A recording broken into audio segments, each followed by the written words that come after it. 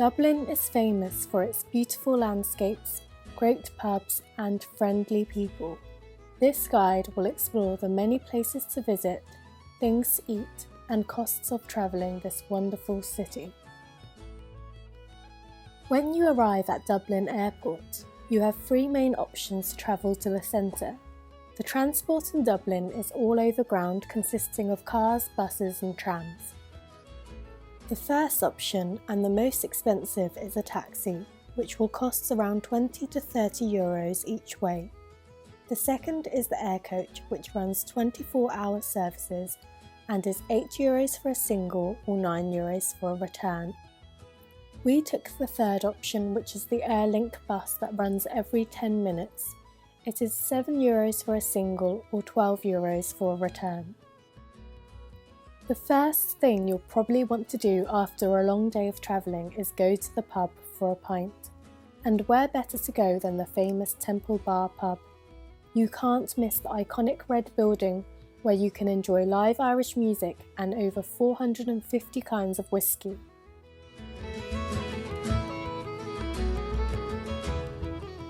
The interior is decorated with statues and bric-a-brac. You can even have a pint with James Joyce.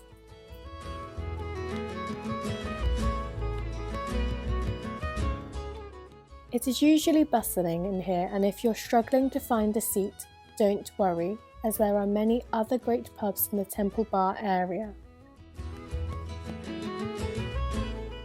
Bear in mind that Dublin is not a cheap city, and expect to pay around 5 to 6 euros for a pint of Guinness, with prices often rising after 11 p.m. If you are a fan of Guinness, I suggest taking a tour of the Guinness Storehouse for the ultimate experience. The adult tickets start from €19.50 for a self-guided tour of the storehouse, consisting of 7 floors.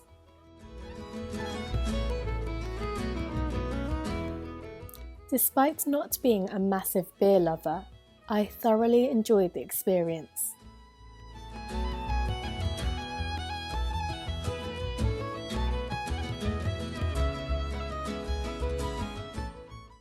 On the top floor, you can enjoy a free drink whilst admiring a beautiful view of the city.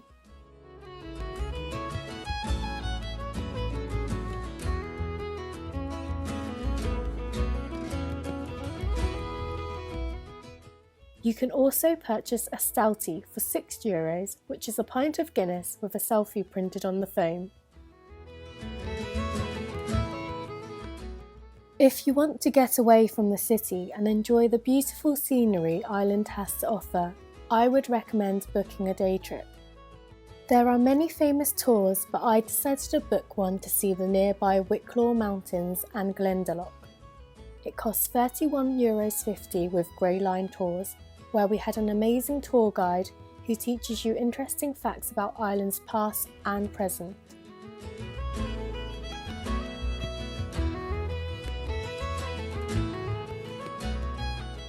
On this tour, I visited Glencree Cemetery, the bridge featured in P.S. I Love You, the stunning Guinness Lake and Glendalough.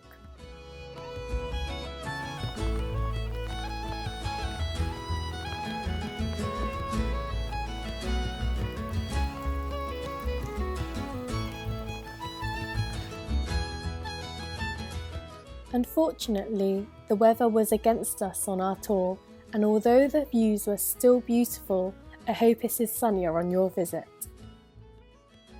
The trip ended in Avoca Village, where you can enjoy some lovely food at Fitzgerald Pub and a free shot of whiskey. This was a nice way to dry off before we headed back to the centre. I had a lovely Irish beef stew with mash and an Irish coffee to warm myself up. Back in the city centre, there are many places of interest for book lovers, as Dublin is the birthplace of famous authors James Joyce and Oscar Wilde. You can find statues commemorating these figures around Dublin. There is also the James Joyce Centre, where you can learn more about his influence in literature.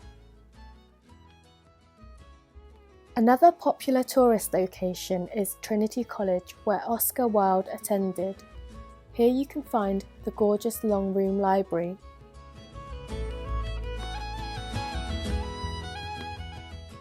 Inside the library is the famous Book of Kells, the Irish Proclamation of Independence, and the oldest harp in Ireland, which is a significant symbol in Ireland and found on the Irish €1 coin, the Guinness logo, and the shape of one of the many bridges crossing the River Liffey.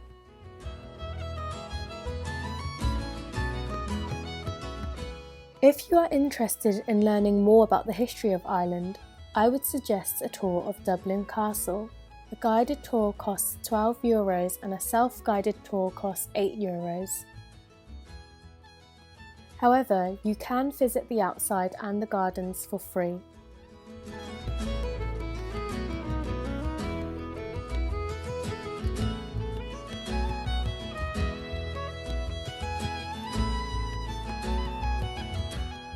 For more cultural activities, the National Museum and the National Gallery of Ireland are also free and worth visiting if you have time.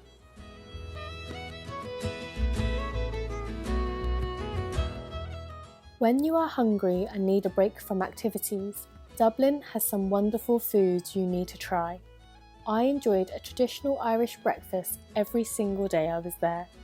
The best one was at the BEANHIVE cafe, where for €12.50 you get a massive breakfast consisting of bacon, sausages, hash browns, white pudding, beans, an egg and a mushroom, as well as a hot drink.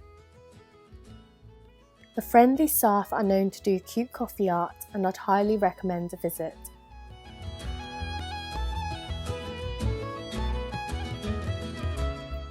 Surrounded by water, Ireland is also known to do great seafood. I had some delicious fish and chips and fresh oysters on my trip, so keep an eye out for the many seafood restaurants in the city.